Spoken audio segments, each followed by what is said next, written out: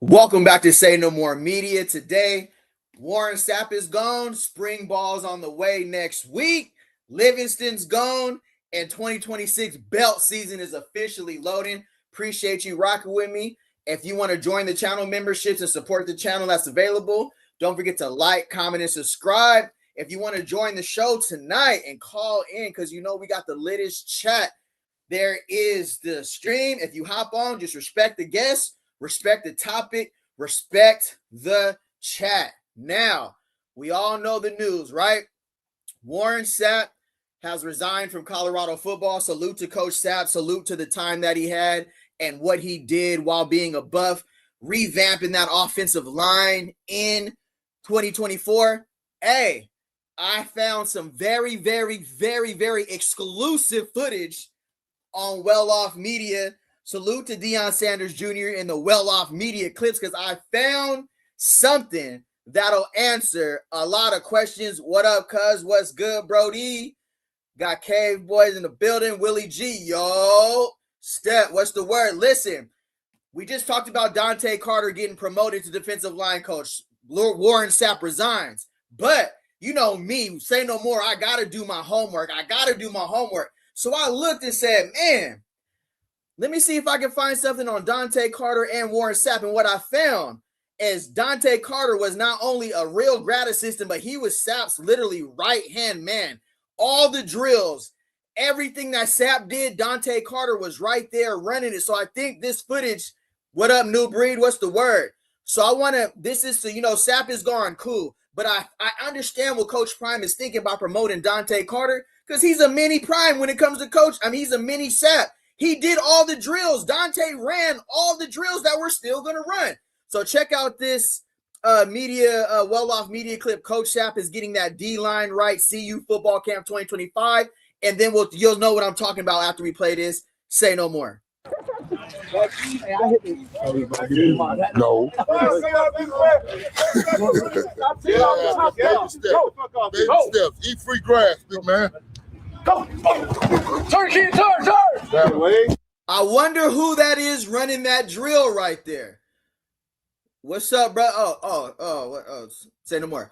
I wonder who that is running that drill right there. That's Dante Carter, right next to Sapp, running the defensive line drills. Say no more. Yes, sir. Better. Get off your shit right here. This is your shit right here. Let's go.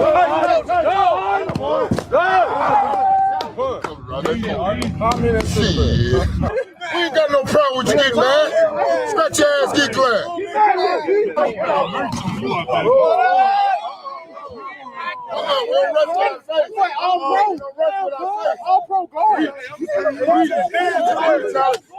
Bro, you see that camaraderie? Let me run it back. Dante Carter been there, bro. He was holding Sapp's Gatorade bottle, bro. He's been around the D lineman. He knows, bro, he probably knows Warren Sapp concepts and tendencies better than just as much as Warren Sapp. He was literally running the drills last season. So when you're asking, damn, we just promoted a graduate assistant, he been running the drills. He was running, and Coach Sapp, Sapp, the way he rocked, Dante Carter was setting up everything. Sapp was telling him what to do. He basically learned got all the game from Sapp, and basically gonna prove, hey, I'm gonna be able to run these drills just like Sapp did. And all right, we'll get back to him. Let me play a little more. All pro guard. Facts, bro. He was literally holding his Gatorade, bro. I ain't capping to you. All pro guard. Scratch your ass. Y'all think I'm woofing when I said Dante Carter was so next to Warren Sapp? Meeting rooms, practice field, to the text messaging. When I say he was holding his Gatorade, watch Warren Sapp after he's done sipping his Gatorade. Baby, I know. Close that down. You got it. Yeah, I like when you coach yourself a little bit. Yeah, you know what I want. They get courage in the red zone. Make sure we got our eyes on them, right? Yes, sir. Hey, keep that up. I'm making sure our energy. No, we good. No, we good, Q. Let's go, baby. Oh, holding Sapp's Gatorade, bro. was literally at Sapp's hip, bro. Coach Prime know what he's doing, bro. He's promoting him because Sapp steps away. You got somebody, bro. A grad assistant literally soaks up game from the person they're working for, and they're working overtime because they want to get they working hard. They're grad assistants. They got to go overly above. He knows Sapp's tendencies. He knows his drills. He knows everything to put the D-line through. He done sat there and mapped out the game plan for Sapp. You think Sapp was doing the game plans for the D-line, or you think the grad assistant was doing the game plan for the D-line, bruh? Say no more, bruh. This is what we do here. We don't just talk. We bring a little facts, right? Come on now. I'm turned up today. Dante Carter is Sapp gone. Respect. Salute to Sapp, bruh. But he was making all of Coach Sapp's plans. He was the one doing the drills. He was leading the drills. No.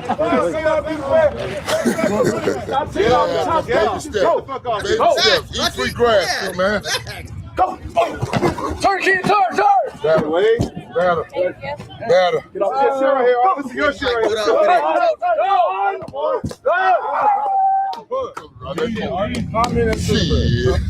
We ain't got no problem with you getting mad. Scratch your ass, get glad. Carter in there working the drills with Sapp. That's Dante Carter putting in the work. You know, it's got to get the right. All pro guard. Reach. Don't rush with our face. Reach. What? Punch. All pro guard. That's the Slap this down. Slap this down when it's there. Get it out your face. All right, bet. Go. That's a nice edge, boy. That's a nice edge, nice reach. Go. Rogers, what up? I see you. I like that. My bad, coach. Hey, we're not going to stay on Sapp for too long today because we got a lot of stuff to cover on this show. If you want to call in right now and drop your thoughts on Warren Sapp and Dante Carter being promoted, click the link right here because I ain't going to stay here too long tonight. I'm going to keep it moving. I'm seeing a lot of great perspectives in the comments. Humanoid, Bell, what up, Humanoid? What's up? Listen, if you want to call in and talk about Warren Sapp and Dante Carter, I'm not going to stay here for too long. You can call in right now. If not, I'm going to keep the show moving. I got a lot to talk about today. But if you want to tap in right now, tap in. Sapp left to do the outside stuff. Yeah, bro. You know, Sapp, come on, bro. He's wrestling alligators in the swamp right now. It is what it is. It is what it is. Salute to Sapp. How do they expect for a Georgia to get opportunity? How do they expect for a GA? Oh, how do they expect for a GA to get an opportunity? Yeah, you got to go above and beyond. I'm leading into something right now, bro. Sapp, yeah, we know. Everybody got something going on outside of life, bro. You know how it is. Keith, exactly. Hey, come on, tap in. You know me, bro. Tap in. All right. What up, Keith? How you doing tonight, brother? We got Uncle Keith in the building. Prime is a high value man. Sapp has notable demand. All right, yep. That happens, bro. What happens with him outside the field? Everybody got problems, bro. We all got something we don't want everybody to know. We all done did something. Salute to Sapp, bro. Best of luck. I understand. He resigned. He decided to step away. We find without Sapp. Salute, Cam Duncan. What's up, brother? Now Sapp is gone, but my point of my video here is Dante Carter. Regardless of Sapp, whatever, he's still a Hall of Famer, bro. And I went back and watched all these Wolof media videos, his tendencies, his coaching style. I know I was getting a lot of comments about it was all Damian Lewis, bro. Damian Lewis, I no disrespect to him, but Sapp was heavily involved with the D-line. He might not have been there for many hours, but when he was there, he was on demon. I mean, I'm not going to say it. I'm just going to show the video. Good job, man. Hey, you fucking work that. One more time. Hey, now you fucking work. Now you work. Let's go, Arden. Now you work. Let's go, Arden. Bow. 2 5 3, 2 5 3. That's your shit. Move out the way. Good job, bro. What is that? Go, TC. Yeah, TC. Nice elbow, TC. That's how you do that. LOC. I know that way. He had that all by himself. Bring your big ass. Let's go, Quinn. Bring your big ass. Let's go, Quinn. Let's go, Quinn. Now, There you go. Here we go, 9-9. Now, all we going to do in 2026 is we going to take these same drills, Dante Carter and his new assistant, we're going to run the same drills with a better defensive line. The concept and the scheme was the same last season, right? The guys who we needed to execute it just didn't have enough junk in the trunk to get it done. It is what it is. But this is the same drills they was running in 2024, but they had I don't want to diss the D-line last season, but they didn't have the players to execute what they need to do on the field. 2026, what I'm looking at on paper, we have a better defensive line on paper. Same philosophy, but different scheme now. We're about to get into it. I got a show lit for y'all today. We're about to talk about Marv, his whole system, and we're going to talk about Dante Carter. Appreciate y'all being in here. If you can hit the thumbs up. Sapp is gone. Dante Carter is elevated, but I had to go back and find some footage. Oh, man, why would Coach Prime just make a grad assistant the defensive line coach? He been working with Sapp right hand. He runs the whole practice, bro. You know Sapp ain't setting up them cones. Sapp ain't setting up them drills. He knows every drill to run. Now, is it Warren Sapp talking to you? No. Are we going to miss the gold jacket pedigree? No, but Dante Carter got a delivery like Damian Lewis. That's why I'm showing y'all the video. Dante Carter got that Damian Lewis in him. He turned, bro. Real talk. Hey,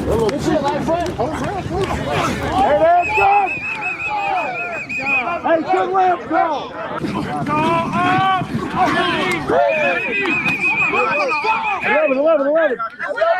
All right, I'm going to end that right there because I got to go over here. All right, so I know y'all talking about say no more. What is you talking about? Let me make this all the way. Now I'm going to stay on the screen. Let me remove. What up, Too Much Drama? What's up, Brad North? I appreciate everybody being in here. So now, who is Dante Carter? I'm looking at everybody's channel. Oh, we're promoting people. Who is this guy? He doesn't have the pedigree, the background. Sometimes some people just work well on the job. Some people take advantage of their opportunity. Some people,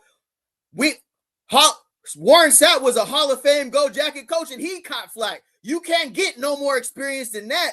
Oh, he didn't coach college football. We get it. But he did have success for a season, and they went crazy. So I understand everybody was talking about Dante Carter. Who is he? I'm gonna make this full screen real quick. I hope y'all can still hear me. So Dante Carter, right? Dante Carter played defensive tackle at Prairie View A&M University in the Southwestern Athletic Conference. He was number 99, 6 foot, 315 pounds. Carter played on the defensive line and contributed to the part of the defensive front. Now, what's his pedigree? Say no more. Lavo, what's his pedigree? He don't have no experience. Obviously, sometimes he's not going to listen. The defensive line coach is not going to be calling the plays on defense, bro. The defensive coordinator is going to be calling the plays. All they need for the defensive line coach to do is get the D line ready, get them prepared to go execute whatever the defensive coordinator, which is Marv, is going to be. So let's look at Dante Carter's coaching career and his path to Colorado. Early career, he coached at Texas College. Before joining Colorado, Carter served as a defensive line coach at Texas College in an NAIA school in Tyler, Texas, right? After that, we just seen in the videos, he became a graduate assistant for Colorado. Carter joined the University of Colorado Buffaloes in the spring 2025 as a graduate assistant coach, working under then defensive line coach Demeto Pecco, Warren Sapp, and the defensive staff. In that GA role, he helped the defensive line coaching duties with CU competed in the Big 12 under Coach Prime Deion Sanders, right? We get that. So we understand let me get me back on the screen right here. We understand who Dante Carter is, right? He doesn't come over with a bunch of pedigree. No, he doesn't have any experience in the league. He doesn't have any experience, but we can't have it both ways. We say, let's go get guys out of college who are hungry, who've been around great coaches, and they just need an opportunity. So here you go. We said we wanted enough with the gold jackets too, right? So we can't have it both ways. Hey, now, are there better hires on paper that we could have went? Yeah, there's better hires out there. But based on what we got and what we seen and who he is, we rolling with who we got right now. So for that. Remove that. Appreciate y'all being in here tonight. Hey, who wants to call in and tap in? If you got something to say, tap in. You know this is the channel for it. If you want to call in and tap in, here's the link right here on the screen. Now, getting back to the nitty-gritty, right? There's a lot of changes that happened at Colorado this season, right? And one of the most important ones that happened is Chris Marve becoming the new defensive coordinator, right? So everybody's been, if you want to call in, here goes the link right here. Just tap in if you want to tap in. You already know. So when it comes to Chris Marve, who is Chris Marve? Played at Vanderbilt, played linebacker. 397 total tackles, 9th in school history. 28 tackles for loss, 9th in school history. Senior year had 91 tackles, all SEC honors accolades. Freshman All-American in 2008. 3-time second team all SEC linebacker. Belt. His stats, playing career, belt. I ain't gonna hold you. As far as his playing career accolades, he got the stats to go behind him. Now, what is Chris Marve's defensive coaching philosophy? Y'all like that background right there? I spent a lot of time on that. Oh, hold on. We got too much drama in the building. All right, before I bring you on, just remember, let's keep anything regarding anybody's personal life. I don't want to talk about anybody's personal. Hold on. I don't want to talk about anybody got anything going off the field. Strictly football. So if you come on tonight, if we're talking about Warren Sapp, I really don't care about what he did off the field. That's his personal business. I want to talk about strictly football coaching philosophies. If that sounds good, come on. But I honestly could care less about what somebody did off the field. I'm just keeping real with you because we all got something off the field. Everybody in this chat done did something they ain't proud of. So just because you're a celebrity and you're a coach, it gets magnified. But I don't care what Sapp did off the field. I care what he did at Colorado. For sure. You feel me? So let me bring on Too Much Drama TV. Too Much Drama TV. What's good, bro? How you doing tonight? What's the word? What's good? That was well said, brother. That was well said. Nah, for sure. I just want to respect Sapp. You know, he's a Hall of Famer. Whatever he got going on off the field, I'm going to leave that for another channel. You know what I'm saying? I don't really get into what people got going on off the field. What he did at Colorado, who's replacing him. You here now, Too Much Drama. You got the floor. How do you feel about Warren Sapp leaving and the promotion of Dante Carter? It's on you, brother. I'm excited about Warren Sapp leaving. I think Warren Sapp was just there to collect a check. Yes, he is a Hall of Famer. Yes, he has the knowledge, but he was part of a team that got gashed time after time after time. Okay. Yep. Now, I'm listening. And also, this is part of the University of Colorado. So I'm gonna keep it 100. There was an incident a couple of years ago where 2 assistant coaches got into a fight. Guess who recorded that? Warren Sapp. Okay. I was not a fan of that. I didn't think that was cool. But back to the football side of it, like someone said in the chat, it could have been a nationwide search. You know, Ed Orgeron, a national champion, a hell of a recruiter, just not in the South, but also on the West Coast because he was an assistant over there at USC before he got promoted. That guy's just sitting out there with that pedigree. I think it was a lazy hire to hire that gentleman that you had on the screen earlier when there's so many other key members that could have been added, man. Right. I understand. You're talking about Dante Carter. Dante Carter, yes. That's big shoes to fill, man. That is a defensive line is where we struggled the most last year. And this gentleman got the nod. Just like the offensive lineman guy, they got the nod. And we did okay. We did all right. We didn't do the best. I think our line could have been better because they never double teamed. They never did any double blocks or anything. But with that being said, I'm glad that Warren Sapp is gone. He was a part-time coach, and he's kicking over cones and all that. That didn't get the job done. We're getting belted, like you would say. They were giving us the belt last year, and Warren Sapp was a part of that. Okay, but all right, I respect your opinion. Now, when you look at this video and you see Dante Carter right now, we can say what we want to say about what the D-line put on the field, but we're talking about philosophy and coaching and drills. So with Dante Carter, that's him right there with Sapp doing the exact same drills. Do you kind of see why Coach Prime promoted him internally and because of The defensive coordinator is going to be the one calling the plays. All this guy has to do is get the defensive line right. And he was literally the one setting up these drills with Sapp right there next to him. How do you feel about the promotion of Dante Carter, and where do you think Prime was where do you think Colorado was going with promoting him? I can see why they promote him, because he's right here doing the drills. That's all you need a defensive lineman to do, is do the drills, right? Or are they calling the plays? I respect your opinion, but I disagree. If Ed Orgeron was there, and there's a kid that's out there looking like, I want to play for Ed Orgeron, they don't know this guy from a can of paint. Yeah, he's doing drills. A lot of the grad assistants are doing drills like that as well. Should they be promoted too? No. I think it was a lazy hire on Coach Prime's part, but you got to understand, they were paying Warren Sapp $125,000+ a year to be a part-time coach. And this is a downgrade. I guarantee you this guy's not making $125K. He's probably making less. They spend a lot of money in the transfer portal. They probably don't have enough money to go around. So they said, we're just going to bring this guy up. Ed Orgeron's probably like, I'm worth $3 to $4 million. And Coach Prime's like, no, we can't do it. Mm-hmm. Okay. Yeah, you know how, but here we go again with, we understand what just happened last season, that Colorado was a little strapped on with Lovo coming in here, what they're able to spend, what they can. So I see where they're going with the graduate assistant promotion. We all said, I'm gonna go here. We all said we wanted a fired up Damian Lewis style defensive lineman, right? I mean, defensive line coach. Damian Lewis, as a defensive line coach, what else are you supposed to do? You're not calling the formation as far as the stunts and the twist and what they're doing, right? That comes from the D coordinator, right? It does.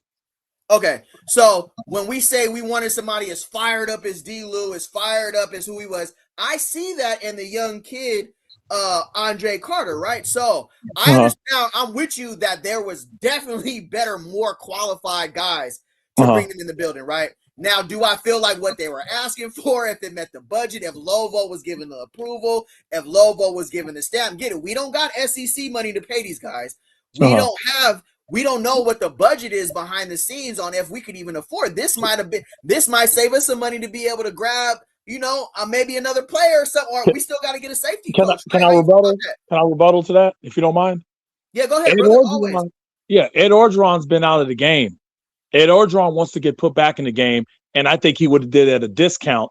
And what better place to do it than in Colorado, when all the eyes are going to be on you every single game? Okay. That's what I think. I think they could have got Orgeron, because Ed Orgeron is desperate to be back in that spotlight. And Coach Prime could have threw him a layup.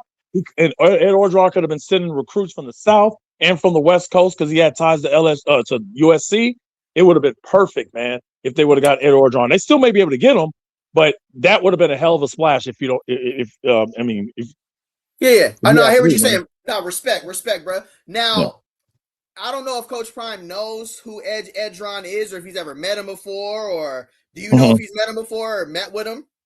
Now, he said in 2026, he's definitely looking for coaches and players that fit his style. What if Edron just didn't fit his philosophy or his style? Could that be a reason? I don't even know if he even seeks after this guy. I know these are candidates that have a good pedigree. I agree with everything you're saying, but what if he was asking for too much, or what if he didn't? What if they didn't even talk? Like, what if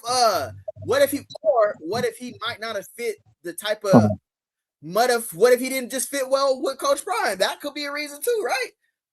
Yeah, and it kind of goes back to Livingston. I think Livingston should still be there. If Livingston would have got his own staff on board, I think we'd be having a different conversation. But that's a story for another day. Livingston's gone. It is what it is.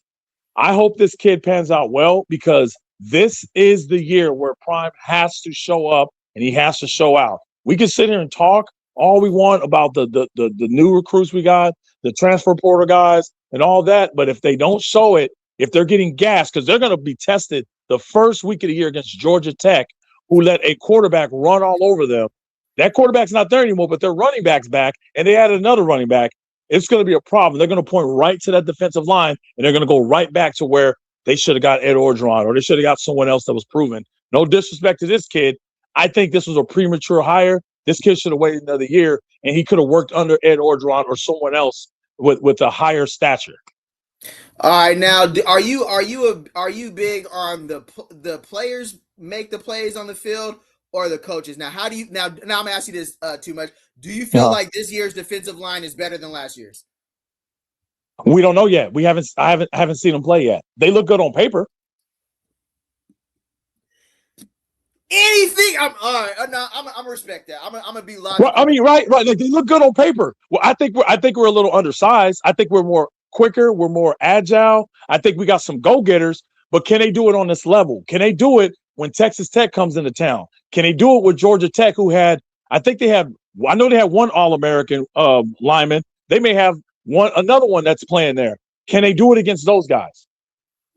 Respect. So you're saying you want to see it proven first. That's what you're saying. You want to see these guys in action first. Now, with spring ball right around the corner,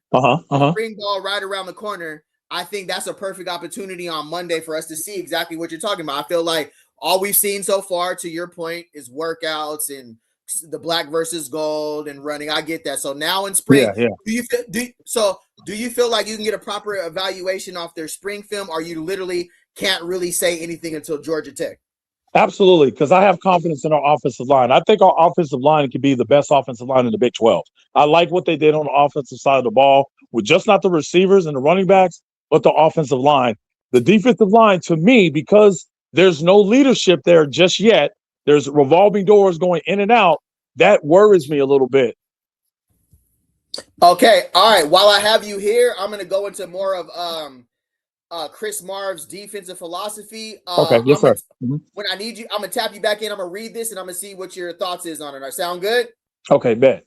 Okay, cool. So when it comes to Chris Marv, right, we just went over his playing. I'm gonna make this screen full screen for a second as well, so the chat can see, so everybody can see. So for here, from Virginia Tech, from what I gathered for Chris Marv, and this will be a question for you as well. General approach, aggression and adaptability. Marv has emphasized versatility and aggression, coaching defenders to be adaptable and versatile in assignments rather than rigid in holes. Emphasis on fundamentals. As a former linebacker and position coach, Marv focused on tackling technique, something that plagued us last year, right?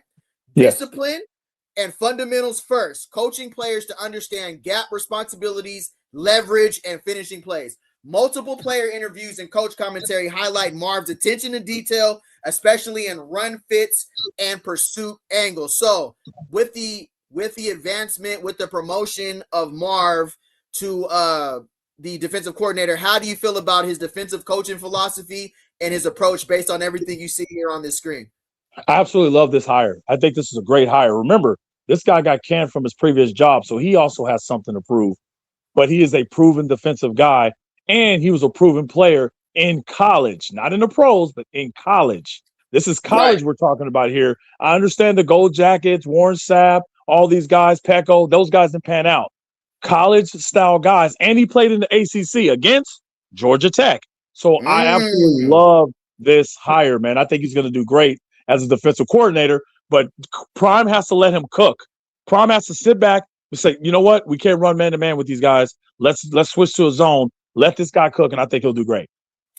Okay, I want to get here in the chat real quick. There's a lot of great questions. Appreciate you guys being in here. If you can hit the thumbs up, you know you're rocking with the latest chat on Colorado football. If you want to call in tonight and get your take off, that's what our show is about. We the fans, we support the team. We should have a voice. A lot of us have great takes, great voices, as you hear from Too Much Drama. Appreciate you being in here, brother, as well. I want to jump in the chat here. It's your world. What's up, brother? So I'm just going to kind of read through these here. Let me see if I appreciate everybody's Cam Duncan. It's jumping tonight, big dog. It's jumping. Hey, Cam Duncan says this guy for some reason didn't think about how all the players coming in on the D-line have production at other schools, and he says he needs to see them prove it. What is this guy talking about? What do you have in response to Cam Duncan, bro? Cam, shout out to Cam, baby. Hey, you're absolutely right. But at the end of the day, everything looks good on paper. I got to see it with my own eyes. We'll see it on Monday, so be patient. Be patient. All these guys that they hired on the defensive line, I think the offensive line was amazing. I think they're going to be amazing. So let's see what they do. I can't go off of name recognition. I can't go off of production, what they did on a lower level. Give it some time. Not every team's going to be Indiana. Okay, we gotta wait it out, brother. All right, New Breed, what's up, brother? We know there wasn't leadership last year. We've kind of touched on that right on. All right, Andre Bradford, sounds like he's known around here. If you wait another year, this guy has other schools coming to get him. Man, y'all missing it. Coach Prime talked to other guys and come up with Carter was the guy. All right, nice. You on the hot seat. What do you got to say to Miss Andre Bradford, well known and well respected around here? It's on you, Too Much Drama. What's up? Hey, if he knows something that I don't know, then respect to that man. I've never heard of Andre Carter, but he may be a diamond in the rough, man. He may be that guy, and I can't wait to see. I want him to prove me wrong. I have no ill will towards that guy. I just don't know the guy. He doesn't have a resume that long, but those are the dudes that come up and shock you. So he may be on to something. Shout out to Andre. All right. Appreciate you guys being in here. You in for a show tonight. You know I say no more. We get it in. It's all Colorado football, real talk, real rap. You can come in here, say your point. That's what it's like. We gotta have a spot where we can say what we feel and don't feel like we can't say what we want. You know what I'm saying? It is what it is over here. All right.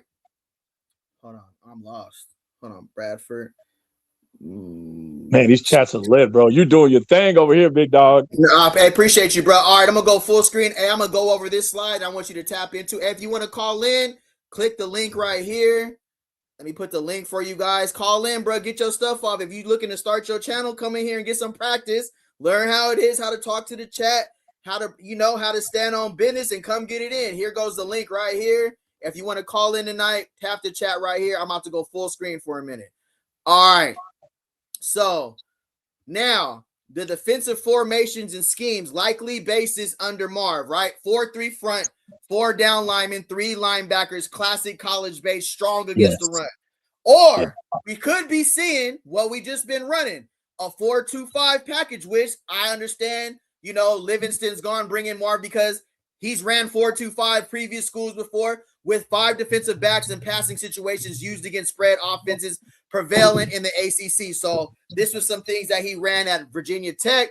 Also, pressure blitzes designed from multiple alignments to confuse blocking schemes and generate sacks, fundamental to his aggressive mentality. Now, these alignments are typical of run high-tempo college defenses, adjusting to more spread, RPO, and multi-read offenses. You know how it is. So this is for you, Too Much Drama, with the new with everybody talking about, we just changed defensive coordinators. It's February, bro.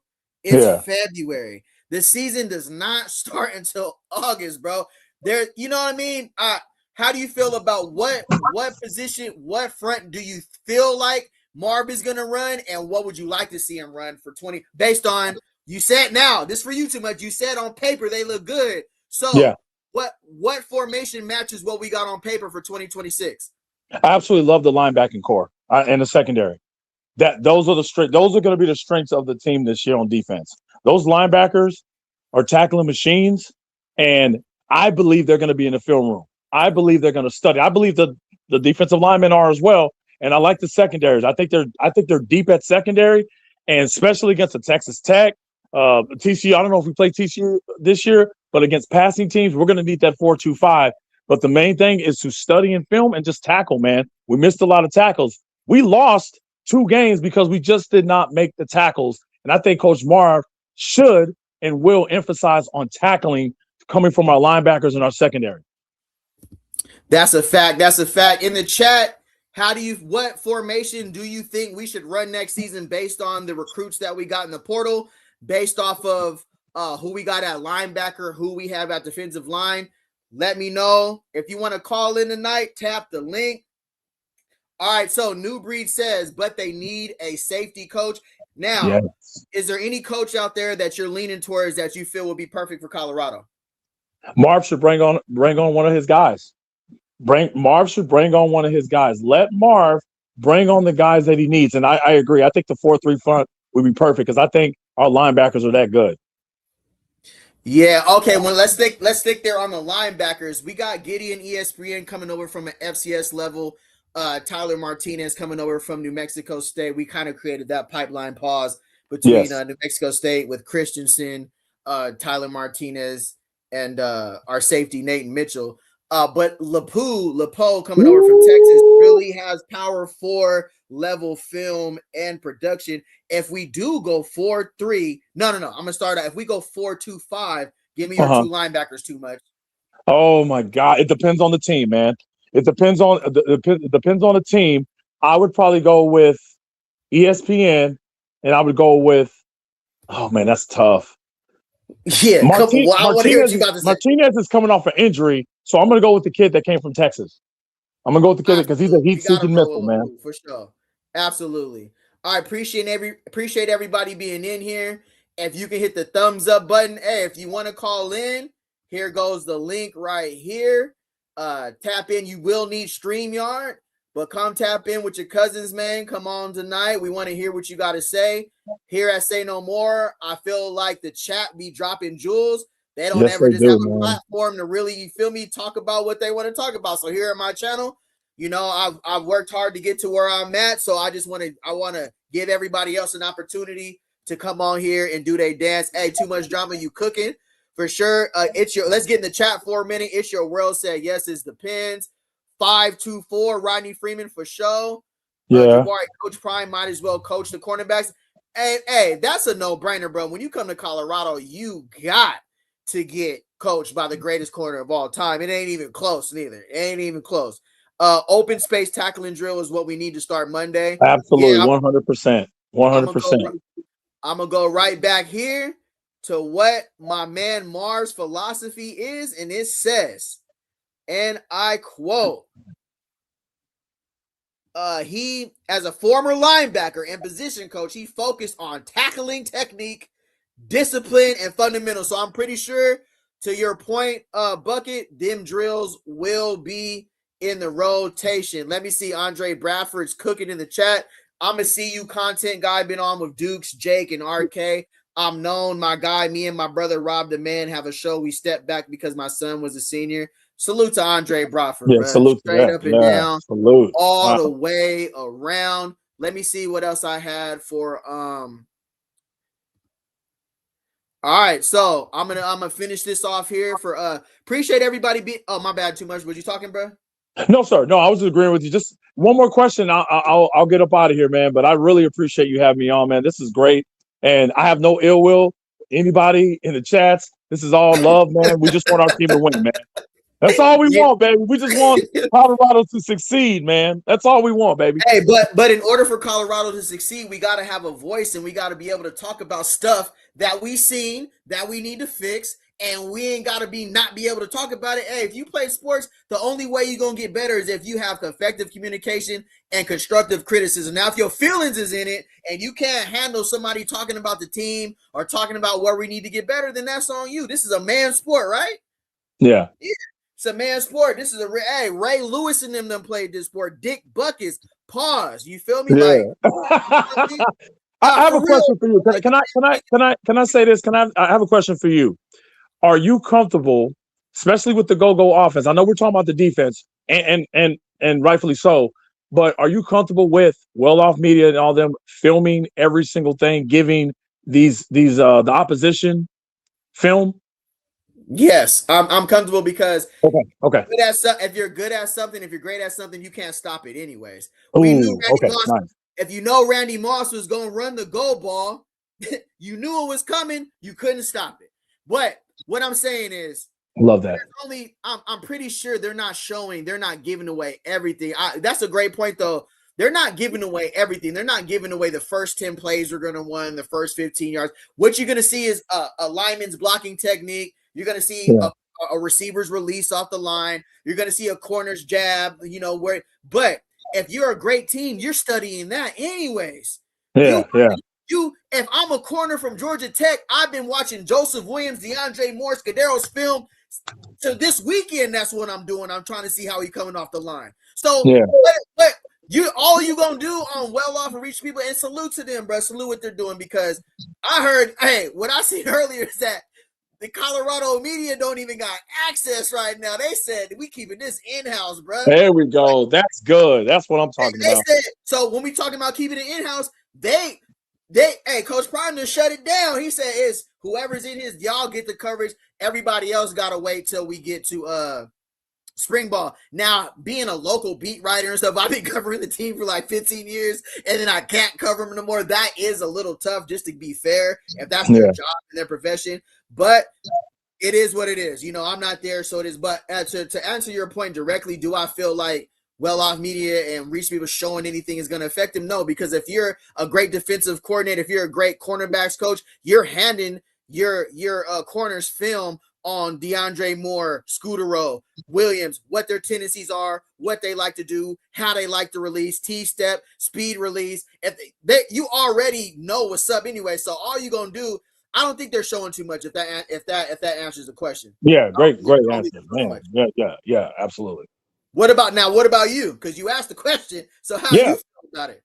Well, I'm gonna be completely honest with you. I think maybe less than 5% of that has to do with some of the losses we had, because any film is film. Anything that's put on there, because remember, you got Bucky's point of view, you got Mr. The Morning Woods view over here, and you got all these other guys. You got DNBRV, wherever they are. There's so many cameras going on. There's so much going on there, and I feel like, just like you know what? When was it? I think someone had posted something about the fines that got out there. That wasn't supposed to get out there. That, like, little stuff like that, every once in a while has me concerned. I don't want these. I want it to be a mystery, and I think the go-go offense is going to be a mystery. I don't think it's what's going to be what they did in UNLV or Sacramento State.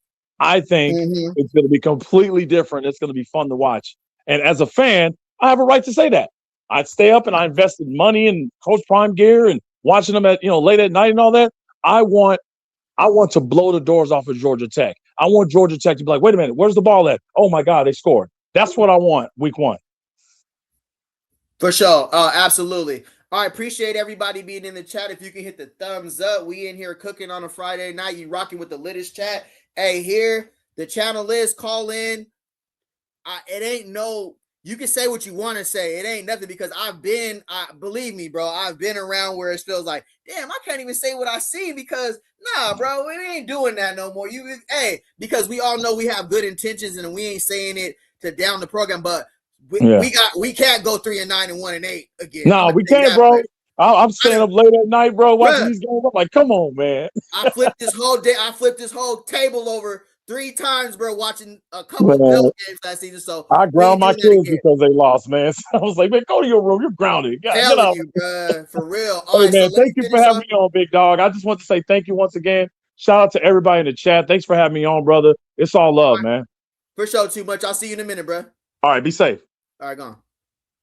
All right, cool. I'm going to get back here, right? Finishing off. Pause. That was crazy. Finishing here. Hope y'all can see this screen. So, with Coach Marv, what defines Marv's defensive identity? Physical, aggressive defense with emphasis on fundamentals and discipline. Versatile defenders capable of playing multiple roles. Scheme flexibility. Base 4-3 with nickel sets and pressure packages to challenge both run and pass. We know we got the belt on run last season, and we got the belt on pass this last season. So, we're all looking forward to setting the tone on defense, Georgia Tech. So I'm rocking with Marv's philosophy, because this is everything we needed to fix heading into 2026. Detail-orientated position coaching. Hey, detail-orientated position coaching. That also includes the D-line and includes Dante Carter. Dante Carter ain't getting thrown into the fire, bro. He got plenty of supporting guys around him that's going to help him. All we need him to do is get the D-line ready. Use what Sapp taught you. If you missed it, I'm going to go back. He was right there with Sapp running all the drills. So it's like having a baby Sapp drill-wise. I'm not saying he has the pedigree of Sapp, but when it comes to, like, all we got to do is teach them what we need them to teach, and then they need to do their job. The defense is everybody does their job. It's not the defensive line is going to carry us. We just need them to do what the hell they're supposed to do in this scheme, in this system. So detail-orientated position coaches, particularly in linebacker play and pass rush technique, these alignments are typical and high tempo. All right, so if you missed it again, this is Dante Carter, our new defensive tackle coach. Dante Carter played defensive tackle at Prairie View A&M University in the Southwestern. He was in the SWAC with it. PVAMU. 6 foot, 315 pounds. Carter played on the defensive line and contributed as part of the Panthers front. He's from New Orleans, Louisiana, and played at St. Augustine High School before enrolling at Prairie View A&M. All right, I know there's a lot of talk. We could have got better guys, better qualified guys, but hey, I seen him literally running the drills with Sapp. He's going to have a lot of guys that surround him that's going to help him. It's not going to all fall on Dante Carter to save the day with the defensive line, bro. He just has to get these boys ready to do their job in the new Chris Marv system, right? So, coaching career, his path to Colorado, early coaching Texas College. Before joining Colorado, Carter served as a defensive line coach at Texas College and NAIA school in Tyler, Texas. As a graduate assistant at Colorado, Carter joined the University of Colorado Buffaloes in spring 2025. And as a graduate assistant coach working under the then defensive line coach Demetto Pecco and the defensive staff. In the GA role, he helped. All right, yeah, we know that for sure. All right, what's the word? Let me get back in the chat. Appreciate y'all rocking with me, bruh. Let me get in the chat here. I also got to get the next screen ready because we going. Oh, no, I ain't even got to do that. Oh, that's crazy. There it is. Right there. Boom. All right, cool. Oh, we got Brian Johnson in the building. Hold on, Brian. Let me get back to it. Oh, that's not even a slide I want to talk about.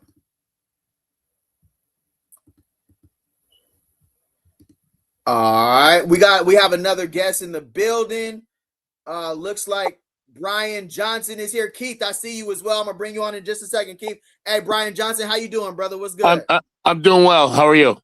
I'm doing amazing, brother. Glad you on the show tonight. I appreciate what you're doing. You know what I mean? You're bringing up some really great points and facts. You know what I mean? I've been following Coach Prime way back in the day because I'm old too. For sure, absolutely. No, but I you know what? Sometimes I think as a fan of football, or it could be even a fan of Coach Prime, sometimes what happens is that we want to push that panic button, or our optimism sometimes is not as great as it should be, especially before a new season. When anytime a new season is upon us, we always should have our optimism up.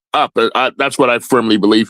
I think all the moves that he's making or has been made, it was well anticipated before, because as you know, I truly believe Coach Prime, if you look at his resume and his record, he plays chess, not checkers. And sure. You know what? When he put in Coach Chris Marve, the linebacker coach, and you seen that he was a defensive coordinator, so that was signaling to me that Robert Livingston would either be going or gone, and so that eventually happened. Especially when he heard reports that he was taking interviews for the NFL, because that's where he was, not saying more suited, but probably more suited for the style of coaching that he has, because he's been in the NFL for such a long period of time, and he tried, he stuck his foot in being a coordinator, at the college ranks. So a lot of times what happens, what I truly believe, like even with Coach Sapp, Warren wasn't there all the time. You know what I mean? He was, right. When he was there, and he gave us 100%, I believe. But you hear a lot of different things that, on the net that's saying that, obviously he wasn't doing any recruiting. So you have to have guys that are going to recruit. And this is what you need, especially in Colorado, where some players, you know what I mean, that's in the money, like you were saying, the money's not as great as SEC. So you're going to need people that really going to be on their grind as far as recruiting. So I think that's one of the things. And, I hear different speculations of why Warren left. And, I just wish him well, because Warren's, you know what I mean? I love watching him when he was with the kids, his enthusiasm and his zest for life. But you know what? The band has to still keep marching on. Right, absolutely. So I played this video earlier, right? Here when it talked about Dante Carter literally being there present with Coach Sapp this entire time. He literally was grabbing the water bottle from Coach Sapp. I'm talking about literally, that's how much, you know what a grad assistant is. Basically, you're there the entire time. So how do you feel about the promotion of Dante Carter? Just with the understanding that Carter has been like, I'm gonna let this get into the video right here. Like, Carter has been right here under Sapp, grabs the water bottle, literally, like he's right there. Like, so we know as a grad assistant, you're setting up the drills, you're implementing the drills. This is him actually doing the drills that Sapp did. So we understand that's his job. As a defensive line coach, he has to come on, do the drills. So he has all that because Sapp gives him the game plan. The grad assistant is going to set up the drills, set up the gameplay. So he remembers everything. I'm talking about he can run a practice. So how do you feel about the promotion of Dante Carter and, you know, him being here exactly with Sapp to be able to actually, and he has like a Damian Lewis no nonsense approach to like how he talks to the team. How do you feel about that heading into 2026? Well, first of all, you know what? As he was a grad assistant, always been around, but he hasn't been too removed from the game himself as a player. So he has a great ability to communicate with the players because he's not that far removed from being a player. So a lot of drills that were done, obvious, you know what I mean? Obvious or not obvious, that, you know what I mean? Sapp provided, Lewis provided, you know, other Pecco provided, but he also knows drills because he hasn't been that far removed from being a player. So it's still fresh in his mind. So I don't think Coach Prime would put anybody in position to fail. So he's putting, you know, this young guy. He's going to be hungry. He's going to have. Obviously, he showed something for him to be in the position that he's now in. So when that happens, you think? Do you not think that he's not going to work as hard? He's going to work harder because he's in that position. He's in a prove-it position. So he's got to not only prove it to himself and also to build his resume. All right, great point. So I'm gonna end off here. So with the promotion of Chris Marv and him having history with a 4-3 front and a 4-2-5, what would you like to see us play in 2026 based off of who we got in the portal and what our strengths would be? What do you think? What would you rather see us play in 2026? Oh, well, I'd definitely like to have three linebackers always on the field, especially with the linebackers team that they got in the portal, that they read and react really well. But also with Boo Carter, with his size as a safety, sometimes you can play a 3-5. Absolutely. You know, because he has, well, on tape you can see that he has the skill to, obviously he can hit. He's a great athlete. So you can do all depending on what other team does. But the thing is, our main thing is always what we didn't do well last year is stop the run. And a lot of times, and I think a lot of times last year, because of our inability to stop the run, but also our inability to produce first downs on the offensive side, tired out the defense. Because sometimes when the defense did play well, we went 3-0, 3-0. 4-0, I mean, should say 3-0, 3-0, 3-0. So that puts a lot of strain on the defense also. But the number one priority is stopping the run, and I think they have better athletes this year to be able to do that. They might not be as big, but you know what? They have a little bit more mobility and flexibility to be able to hit those gaps real hard. Absolutely. All right, Brian Johnson, it was great talking to you. Thank you very much. Again, look forward to seeing you back on again, brother. Absolutely. Have a blessed night. You too, brother. All right. Okay, you know what it is. You know what it is. We got Keith in the building. Oh, Keith, what up, Keith? What up? What up? How you doing? How you doing, bro? I'm good. I'm good, man. I'm ready to go ahead. You know, I'm not gonna be on for long today. I'm not gonna be on long for night. I just want to go ahead and just say, you know, hey, it's a beautiful thing. It's a beautiful thing. We got a clean slate. The canvas is clean. Hey, now you can honestly sit back and take a deep breath and start off clean. Most of last year, 2025 is gone, especially on defense. They're gone. Offense too. So therefore, you know, we gotta let's sit back, make this right, and do it the right way. You know what I'm saying? Because the beautiful thing about having Coach Carter starting over, he starts over with a fresh new defensive line. There's no only Wiggins is back. Only Wiggins is back. So therefore, he got a bunch of new guys there that he can talk, and guess what? They're gonna listen to him because guess why?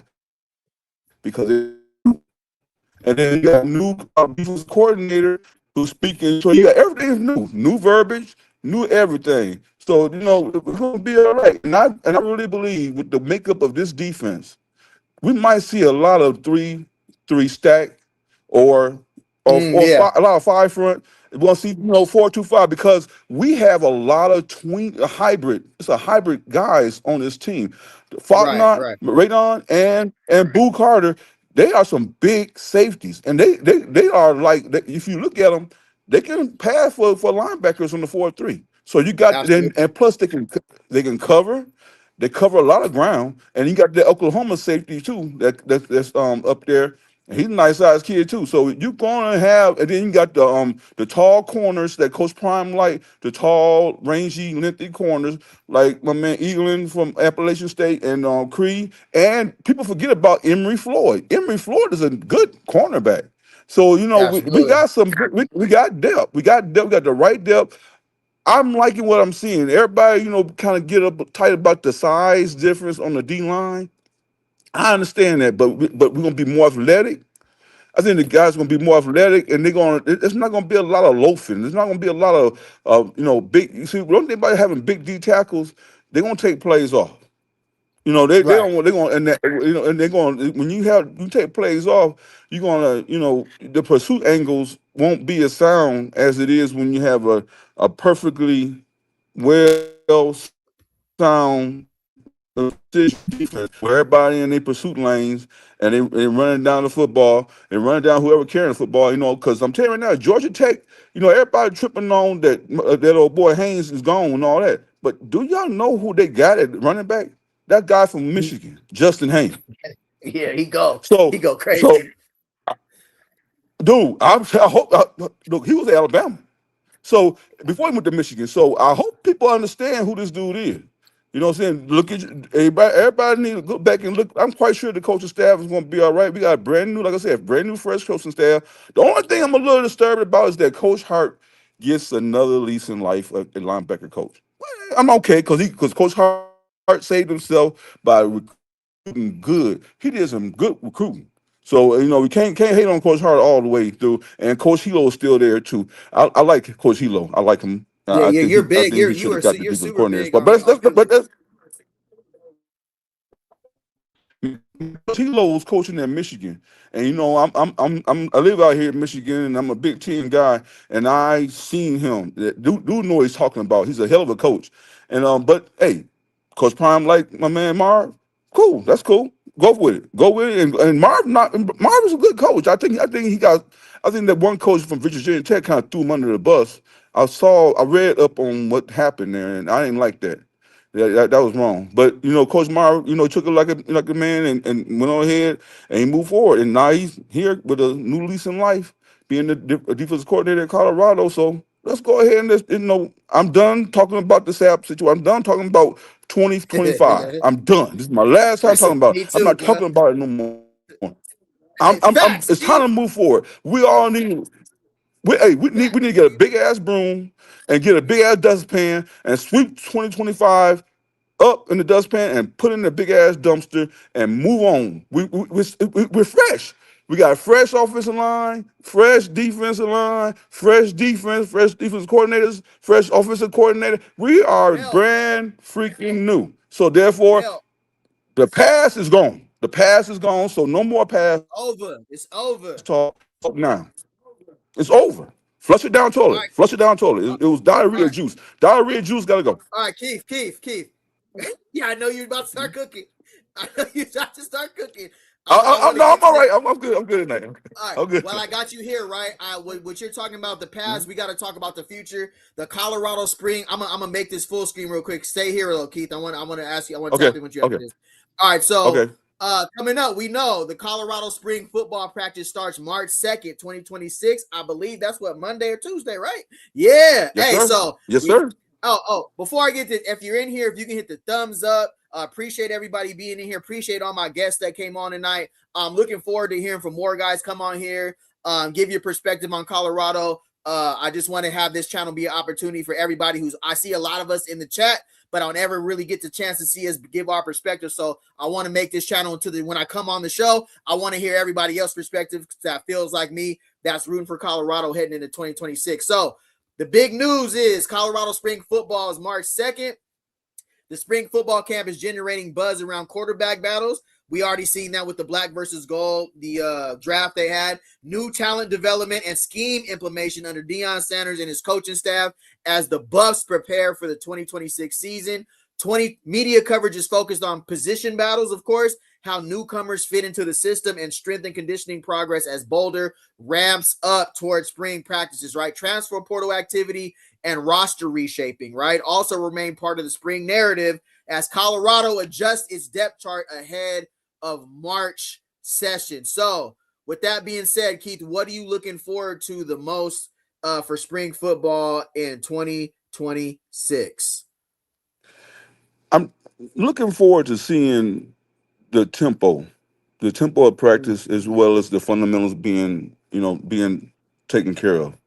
This detail. Will they be able to comprehend? Will the quarterbacks be able to comprehend what Marion wants? Will the defensive court, with the people who going to be the green dot of the defense, as far as will it be ESPN? Will it be Fortnite? Will it be Boo Carter? Who going to be the two, the guys who are going to, retain the information and put it out there on the football field so they can play fast? And it's all about, like old boy said, I think Little Bucky said, it's all about the tackling. It's all about, absolutely. The fundamentals of football is what? Blocking, catching, and tackling. Right. And it comes down to them three categories. You do that well, we'll be all right. And at the same time, the special teams, I'm a little worried about that because, Coach Prime loved to have his project. He had it with Mate, and now he got it with Black Kicker. I hope that don't come back. But I'm gonna leave that alone. I'm gonna leave that alone. That's what he do. That's who he is. He like to do that stuff. But I just want for now on to see that it's not about proving a point anymore. It's not about proving who's right and who's wrong anymore. I hope the coach understand that. It's not about that. We want to see titles. We want to see, I'm ready. I'm ready for one, bro. It's time for significant victories, dog. Facts. It's time for significant victories, not just victories, not just Weber State and anybody else. We want significant victories that move you forward and get into that college football playoffs. That's what it's all about. And we got to stop settling for consolation prizes, man. Why we gotta succumb to these consolation prizes and these okay, I'm third place now. How about that? And we're gonna move forward because we this and that. Nobody care about the doggone consolation prize. Nobody care about third place. Nobody care about you here the participation points. I'm not that parent that care about participation trophies. My kids got participation trophies. You know what I did with them? I said we're gonna put it in the trash because you didn't earn it. I don't want no fifth place trophy in my on my refrigerator or in my trophy case in my house. And I told my boys that if you ain't winning, if you're not, what boys say on that Talladega night, he said, if you ain't first, you last. So therefore, it is what it is, man. You can't, you know what I'm saying? I hate the music, but Will Ferrell was crazy. You ain't first, you laugh.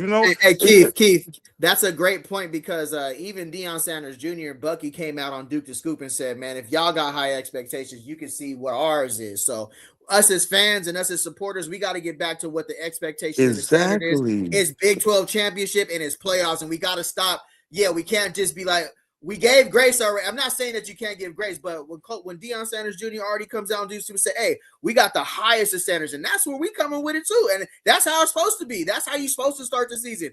Big 12 championship, playoffs, for sure. It ain't nothing wrong with that. We're supposed to feel like that. I'm just so get frustrated when I see people talking about, well, he moved forward. He went to the NFL. He got an NFL job. Why get an NFL job? This and that. Dude, shut up. What did he do here at Colorado? I don't give a damn what he do over there at Pittsburgh. I don't give a damn what he do over there in Denver Broncos. What did he do with us? He didn't do That's a nothing. It was fact. 3-9. You know what I'm saying? So therefore, all right, he gone. They gone now. They gone. Now what we gonna do now? What we gonna Right. do now? It That's was, what it's about. hey, oh boy, it was 16-0. Everybody stayed. So what about that? Are we gonna talk about that? Are That's we a gonna talk fact. about that? Hey, he was 16-0. Everybody stayed. He was 16-0. The his offensive starters never left. They stayed. Right.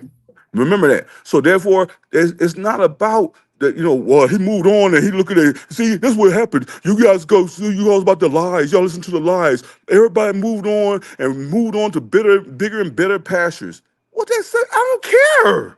I Right. don't give a Right. damn what they do when they was here in Colorado. What did they do? Not a doggone thing. So All right. therefore, that's the reason why they left. They're For sure. gone. So therefore, I don't. That's a consolation prize mindset.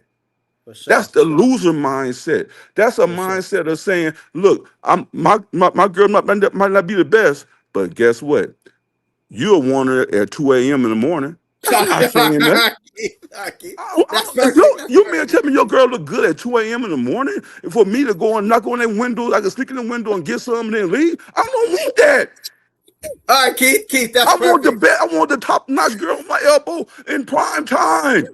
You're back. That's a fact. You cooking. I ain't gonna hold you. All So right, Keith. that with that, I gotta go though. I gotta go. But anyway, with that being said, man, you guys be blessed, man. You guys stay up, man. A great show. I love your show, man. You like I said, you always on fire, man. And peace out. And I'll talk to you guys later. I appreciate your perspective, Yep. Keith. Have a good weekend, Yep. brother. Yep. Thank you. Yep. All right, good. All right, we have Reggie. Reggie, how you doing? Hey, if you could turn it down in the background so I can hear you. You gotta turn it down. Blessed, man. You guys stay up, man. A great show. I love your show, man. Like I said, you always on fire. Cool. And peace out. How you doing, Reggie? How you doing today, brother? Can you hear me? All right, we have Reggie, can you hear me?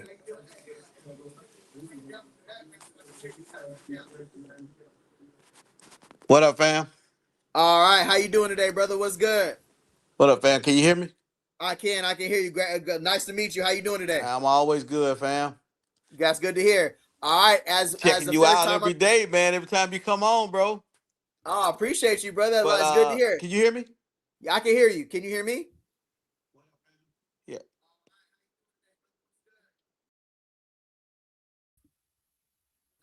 How we sounding now? Can you hear me? Hello? Yo.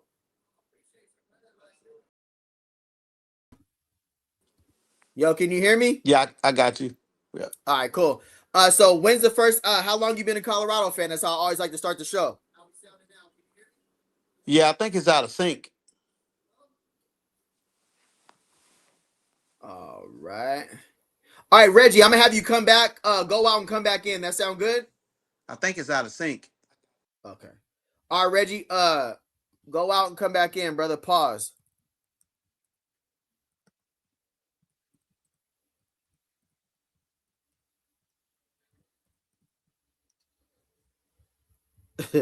I know, right? But hey, can you guys hear me? Am I coming through on here though? Am I coming through? Can you guys hear me? Let me see here. Hold on real quick. This is what I gotta do. He's down with his dip. Get it up your face.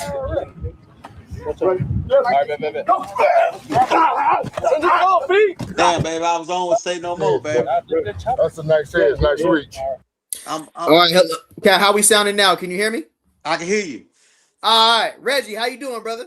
Hey, what's up, fam? What's the word?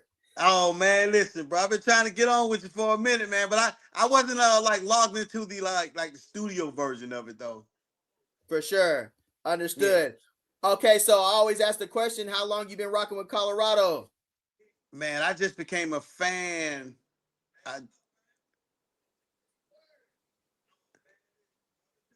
Hello? Yeah, I can hear you, man. But I'm listening. I'm looking at the TV at the same time, brother. I'm sorry. It's all good, bro. That shit throw you off. It's all good, my man. No, man, listen, but I became a fan about 3 weeks ago, man. Really, man. I got ties to Colorado now. Got a kid on the team, so I'm just Oh trying to, man, yeah, absolutely. You got a yeah. kid on the team? I ain't gonna tell you who the kid is, man. Hey, I don't want we to got a Colorado. close out of that. y'all, it's inside track shit right here, bro. No, man, but listen, I understand what Coach Prime is doing, man, because the thing about the team is that he got his hands on this team. Right. Didn't have his hands on the team prior to like last year. Man, going through medical issues and stuff like that. So he didn't have a chance to build his team in his image. But this team, bro, I'm telling you, this team is in Coach Prime's image, man. This is a whole different team. So you got the outside people, the naysayers, saying what they want to say, Sapp leaving, all this other stuff, man. Bro, listen, those guys were on the way out in the first place, man. He's got to make changes, man, because what was there wasn't working. That's a fact. So you have to move on to different stuff, man, because when you in this level of football, man, there are no like second places, third place, none of that shit, because that's occasionally your last. That's so a fact. only thing you can think about is finishing first, man. Only thing you can think about. Because nobody remembers the second or third place dude, no way. That's a fact. That's a fact. All right, so while I have you here, how do you feel about the promotion of Marv to defensive coordinator and Dante Carter to the promotion as the D-line coach? Oh, 100, because they want to coach football. Right. I mean, you don't want guys there that got other agendas, man. That's a fact. If you're going to be a coordinator, of course you want to be a head coach. But the only way you get there, you got to make your position group better. That's the only way you get promoted. You don't get promoted. You don't get promoted because somebody just like you. Nah, man. You get promoted because you're doing shit the right way. Man, and I'm glad. That 4-3 scheme, man, that downhill pressure defense, man, when they run the nickel, man, yeah, that's what you want. You don't want to be sitting back and let a team kick you in the face. Nah, man, you want to start throwing them punches first, baby. Hey, all right. Great to have you in here. If you guys can hit the thumbs up button, we got to see you parent in the building. Man. Hey, man, I'm always in the house, baby. Hey, all right. Yes, okay, so how do you feel about spring ball approaching, and what did your kid say about what he's about to do next week? What's the expectations? He about to give dudes at work. That's all I can tell you. He's about to give dudes that business, man. I'm telling you, you heard it from me first, and you gonna find out who he is. You gonna find out who he is real quick. Well, you probably already know. You probably hold on. All right, so this is all we're gonna do. All right, if you give us this, ask him what position his son played. Oh, ask on. I'll tell you. What'd you say? Yeah. No, that's the question. Okay, receiver. Ooh. That's Cam Perry's pops. That's Perry's pops. That's Cam Perry's pops, bro. I'm telling you, that's Perry's dad, bro. I already guessed it. That's Perry's pops. That's Cam Perry's pops, bro. Yeah, hey. My guy. Say no more. Say no more. Hey, say no more. Hey. Yeah. I'm chilling in the A. We probably try to get up to we probably in about a week or so. We'll probably get up to Boulder, hang out a little bit. Real. Hey, can I ask you a question? How tall are you? I'm 6 foot, 5'11" and a half, something, whatever. What kind of shoe? Whatever shoes I wear. Okay, there it is. All right, yeah. Because the way he plays, man, he plays like he's 6'2" on the outside. He plays whether you line him up as slight or you line him up outside. I seen him giving that work. It don't matter, man. Right. It doesn't matter where he plays. He can play on the outside, play on the inside. And what people don't understand about Cam, I'm not saying it's because I'm his dad, but I've been seeing him since he was 5. He's been dominating dudes. Like, I remember we get to the games and kids look at him like, oh, he kind of small. This is like when he was like 7, 8 years old. Then about 5 touchdowns later, they ain't saying that. That built. That belt No, come man. out. Hey, we had the belt off for years. That belt been off for years. Yeah, we bring the Oh, belt. that's awesome. Well, see what people don't understand either, man. Cam played corner in high school. He didn't play receiver till his senior year in high school. He was Oh, he for real? he was a corner. There it Yeah. is. Oh, he'll lock your ass up too. Say no more. I ain't gonna hey, like you say, I ain't gonna hold you. I ain't gonna hold you. I ain't gonna hold you. you. He will lock your ass up. But that's just how we play it down here in the South, man. You got to play both sides of the football. And, Right. And he played both sides all the way up until his junior year in high school. Yeah. Yeah. I think this is a great point since I got you here. Yes, sir. On the screen here, right? It shows this is not the depth chart, but this is a depth chart that somebody has put together, right? Who do you feel mirrors Cam the same on this team? Who do you feel plays like him the most similar out of the receiving group right here? Man, I'm gonna be honest with you. The closest probably would be Danny might be closer to him than anyone else because all the other guys are kind of like more outside guys. I think Danny might be the closest. But Cam is just like different. You can't really like even NFL guys. You can't even compare him to those because he just doesn't do it. He just does stuff different, man. I mean, Yeah. you guys gonna see what I'm talking about, man. I'm not Absolutely. just saying this shit because, man, if you go back and you guys want to look at some footage, go look at his Indiana practice footage. Go look at what he was doing to guys. Then you talking about 22 and 23. Go look at those where he was doing to guys, man, and you'll see what I'm talking about. Yeah, absolutely. You guys, a lot of people just don't know how good this dude is, man. I mean, he's different. He's elite. I mean, anytime you get 43 catches and you got 900 yards, bro. That's crazy. You can't even put a cap on that, bro. There's no cap on that. Imagine if he get 80 catches. That's a fact. He's probably a 2,000-yard receiver, bro. Dude, he's open when he comes out the house. He said he's open when he come out the house. He open when he come out the house. Yeah. He open when he come out the house. Yeah, bro, a lot of parents, big parent talk, whether daddy ball, whatever, because I coached my son when he was smaller. You know what I mean? But, no, man. He used to botch. He played quarterback for me when we was in pound ball, man. He used to botch plays so he could run it. He'll fumble the shit on the ground, pick that shit up and run it. Because I had a wing T offense. So he was the quarterback in my wing T offense. Imagine that. He was the quarterback on my wing T and I had 3 other backs. Come on.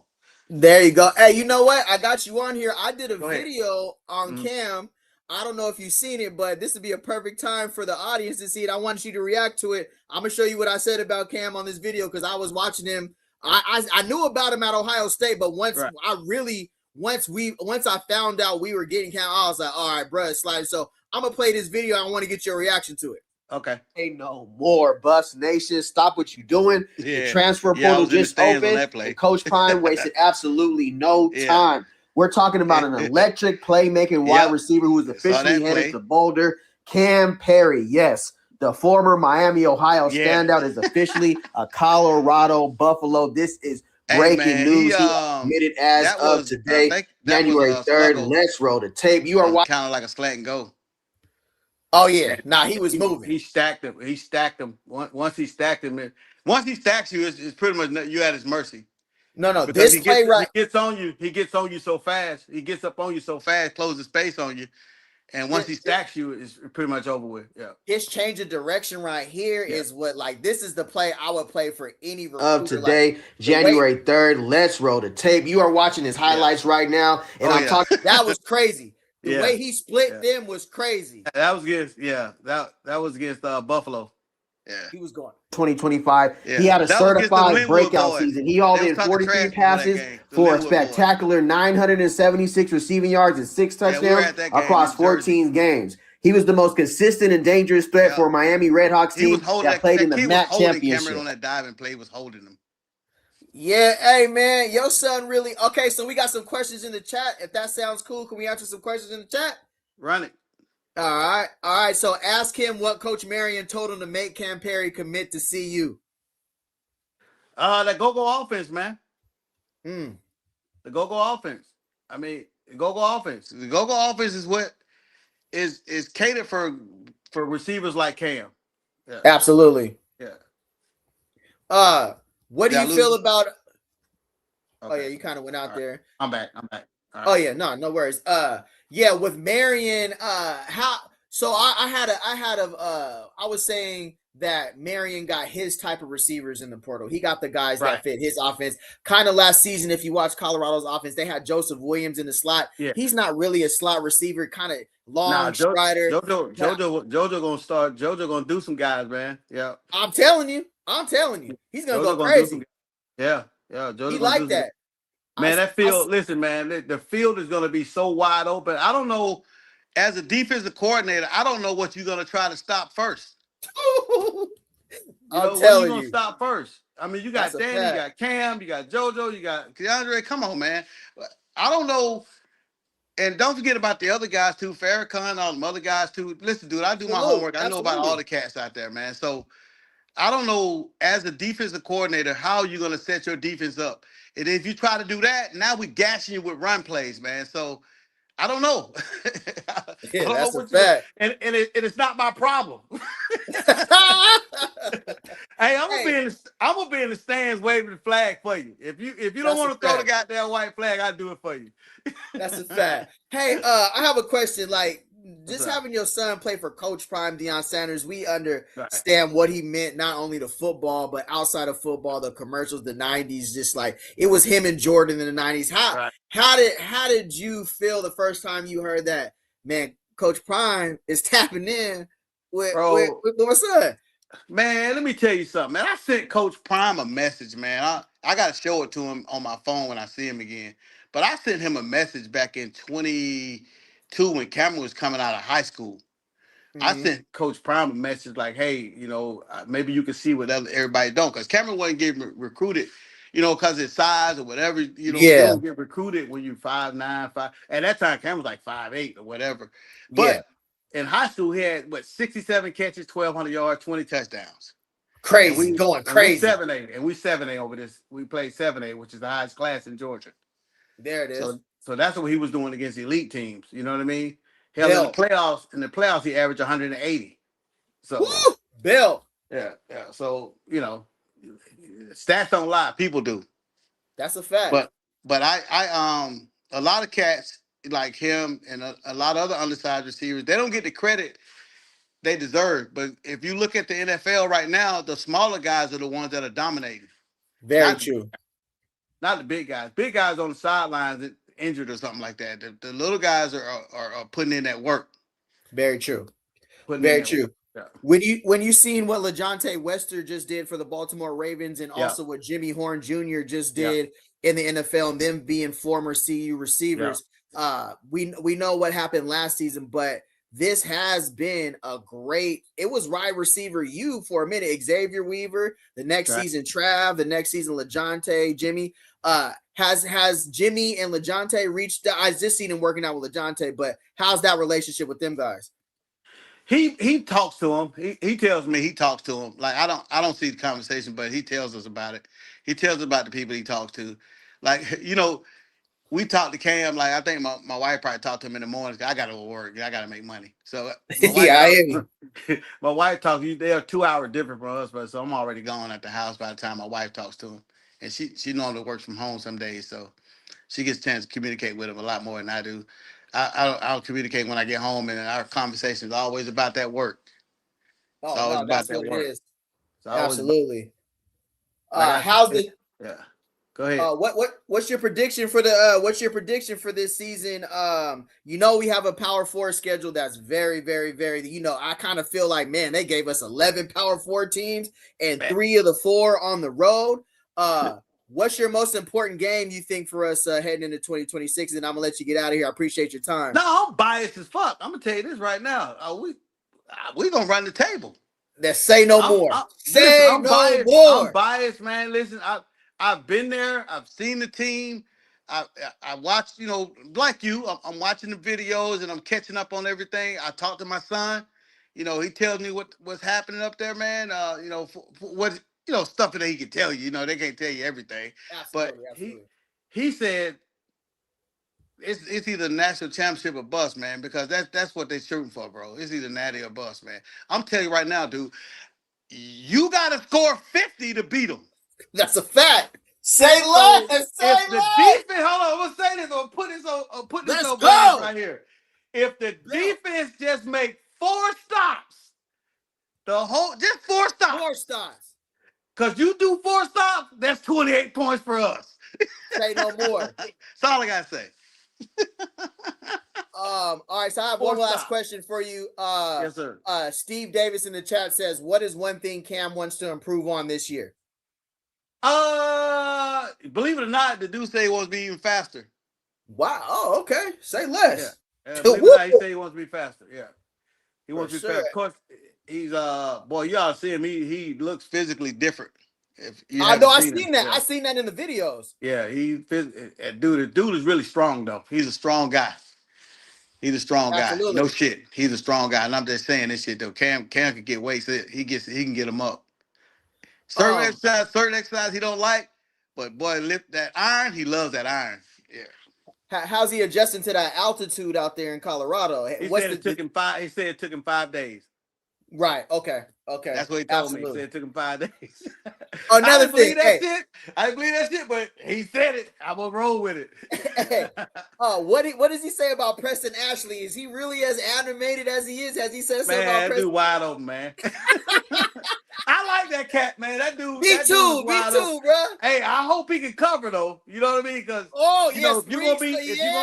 if you're gonna be boisterous like Ali, bro, you better have some lockdown skills, man. Because them dudes gonna call you. They're gonna make you quiet on the sideline, bro. This football is unforgiving. I'm serious.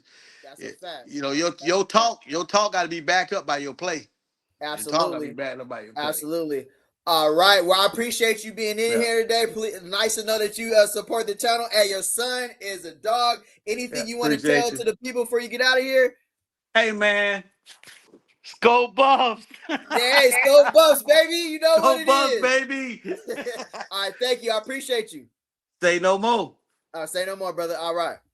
Man, you don't know what you gonna get. I'm saying I appreciate everybody being in here. If you can hit the thumbs up, you rocking with the latest chat on Colorado. You know, if you want to call in, give your take. I'm gonna drop the link right here. Ahead of the spring football in 2026, we're all excited. We're all ready because, you know, everybody's been talking. Everybody's been saying where they're coming from, what they did at their school. We know how to now spring starting. Hey, 1-on-1s, 7-on-7s. Let's get it. So there was, before we get to the spring football, I wanted to come to you guys and talk to you about the depth chart, right? You know, this is a depth chart. Salute to Next Gen Prospect. I found this online right here. The O-linemen, we got Taj White, Kareem Harden, Kenny Soto, and Larry Johnson. Not saying these are the starters, but just kind of wanted to give a depth chart update. This looks like who we got, probably minus the high schoolers that we just signed as recruits. Let me get here in the chat. The spring game is free this year. For sure. YG Nate says, hey, you doing any watch parties? We're for sure gonna do watch parties. I look forward to tapping in with you guys and, you know, call in live during the game so we can track, you know, 2026 when we putting that belt on everybody this season. Cam Duncan, Preston Ashley is already a fan favorite. He's one of my favorites already, bro. He lights up the room just when he steps in the room for sure. Lionel 35. So when CU get that run game going, who's stopping the passing game is going to be a problem for real. Skull Buffs for sure. Lionel, Skull Buffs, bro. You know what it is. Hey, if you're trying to call in tonight, I just posted a link in the chat. Come in here and tap in with your cousin, man. Come holler at me. CU just needs to have a good day. They don't need to have a great day, but they end up with a CU great. Then that boy look out for CU for sure. Ask OG, do Cam have a signature celly? Yeah, that boy be moving for sure. He be going crazy. Man, I made this video. I ain't gonna hold you. When I made this video, I was juiced. Consistency. That's the word that you have with Mr. Perry. Was truly the name of his games. He eclipsed 75 yards in 8 different games, with half of those going for the 100-yard mark. He was going crazy. He was reliable week after week, and that's what Julian Lewis will be looking for if he's going to be our starting quarterback in 2026. His top game of the year was a monster 122-yard performance on just 5 catches against UNLV. This is a proven high production player, something we were looking for in the portal to replace, unfortunately, big play players like Omarion Miller, who dipped in the portal on us, but best wishes to Omarion. Now, let's talk why this is a perfect marriage for the Colorado Buffaloes, right? We got the go-go offense this year. Cam Perry is a smaller receiver at 5'9" and 168 pounds, but he has pure elusiveness, and he got bounce. He torches defenses with his quickness, and these clips show he has an uncanny ability to make difficult contested catches. Pop the And that's what you need a new offensive coordinator, Obama's. Brendan Marion's offense. Look what he did last year in Sacramento State. He likes these speedy 5'9" receivers. I see what you're doing, OC Brendan Marion. I see what you're doing, bruh. Offensive coordinator Brendan Marion's go-go offense is built to maximize this type of talent. Imagine true freshman quarterback Julian Juju Lewis having a dynamic veteran and reliable security blanket like this one, the one to throw to. Perry's skill set is a fantastic blend of what Quentin Gibson brings to the field and the pure slot speed we love from former buff Jimmy Horn Jr., LeJontay Wester. I ain't gonna hold you. I was loving it, bro. Those are big shoes. Not to toot my own, but I know talent, bro. I ain't gonna hold you. I wouldn't even did a video if I didn't think he was moving like that. Real talk. To fill, but hey, he might be up for it. He can line up in a slot out wide or be motioned into the backfield to create pure mismatches. Genius for this go-go offense, bro. The creative possibilities for Mariana is endless right now. And his commitment signals that the Buffs are laser focused on maximizing the talent around Julian Lewis, especially during this portal window when everybody is free agency. We know what time it is. Again, while the Buffs will miss Omarion, it's a massive statement. All right, cool. Yeah, salute to everybody being in here. If you can hit the thumbs up. I know it's 8 o'clock on a Friday. I'm about to get back in the chat here. Oh, actually, I wanted to stay on this depth chart right here. So we got spring football coming up in 2026, right? We're looking at the offensive line. We know we lost Jordan Seaton in the portal. Salute to him at LSU. Best wishes over there. But with who we gained, we're averaging a height of like 6'4", 6'5", on the offensive line. I really look for Soto. He looked good moving his feet. I'm hearing they might try Yaya at the center position as well. But big Leon Bell coming over from Cal. We got some big boys to protect Julian Lewis, so I'm looking forward to what they're going to do. For our skill set position, we already know we went crazy in the portal. Now it's time for that cream to rise to the top, especially with this tight end group right here as well. Loved Brady Copeland's speech during that spring football draft. Quarterback, Julian Lewis, Isaac Wilson, Dominique Ponder. We heard Brendan Marion say he wants Isaac Wilson and Ponder to push Julian Lewis. The more competitive, the more better is going to make Julian Lewis heading into Georgia Tech. We want to know who our starter is, Julian Lewis, right? But we want Isaac Wilson making it so tough for the head coach and offensive coordinator all the way up to that week. That's how, so we know if Julian Lewis goes down, Isaac Wilson and Ponder, we're not going to skip a beat. Same thing on our running back room. If you follow the go-go offense, we got we got Richard Young. We got a plethora of defensive players right here as well. Just heading into spring ball, I wanted to, kind of give us a visual on who to look for one spring ball, because that's when a 7-on-7, that's when a 1-on-1 is going to come out. Hey, that's when the real belt, you feel me? Let's get in the chat here. Hey, we still got safety from Kansas State. That safety from Kansas State. Who are you talking about, brother, right there? Who you talking about? Sweet and EBB quarterback too? Oh, yeah, Sweet one. Oh, yeah. Even though he's a high schooler, yeah, and he's been really competing with Julian Lewis as well. Humanoid one, if not starting guard, Yaya will be that 6th lineman for sure. All right, for sure. How y'all feel about the defense? This is what we got going into spring ball, starting on Monday. For sure. Appreciate everybody. We got England, Amodia, Creed Thomas, Nathan Mitchell, Hardy, Ben Finnessett, Floyd, Vickers, Johnson. We know we got Jaja Boyd as well. They got Jaja Boyd here at the nickel, but I think he might be more of like he's going to play safety. Gideon, ESPN, Lamprin, Liana LaFoe, Gage, Goldberg, Lapina. We know Salter is moving to the defensive end. Tyler Martinez, Boo Carter. That picture is crazy. They was really trying to have Boo Carter locked in with them. By Fontenette looks like he's fresh out. They did him no justice on his picture. Fontenette looks like he definitely just did 6 to 7 in YA.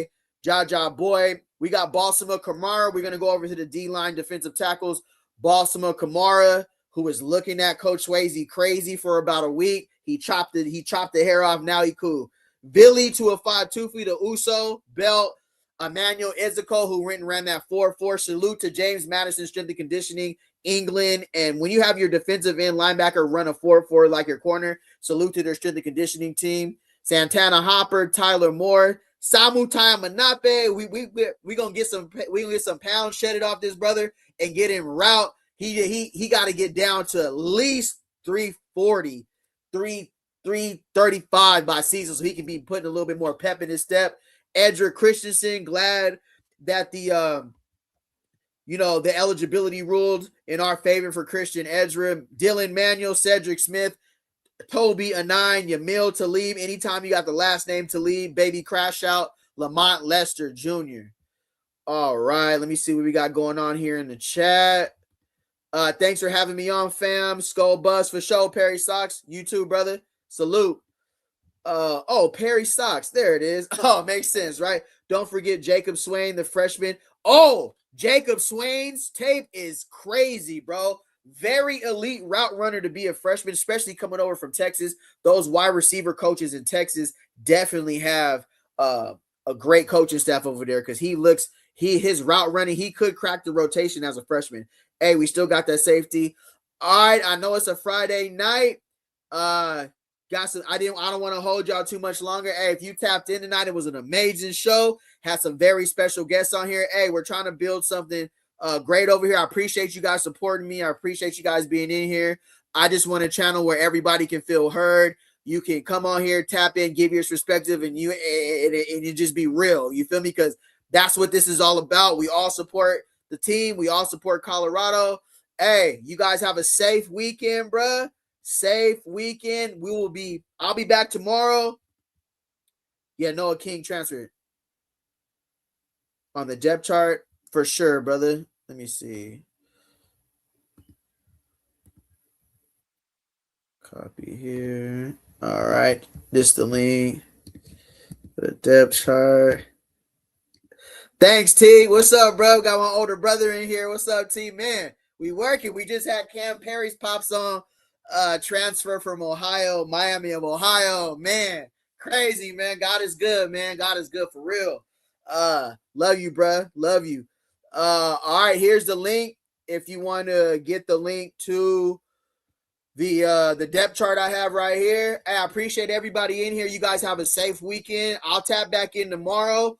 You can hype some of the videos. If you want to join the channel and become a member, that's available as well. But you guys just being here, salute, and I appreciate everything.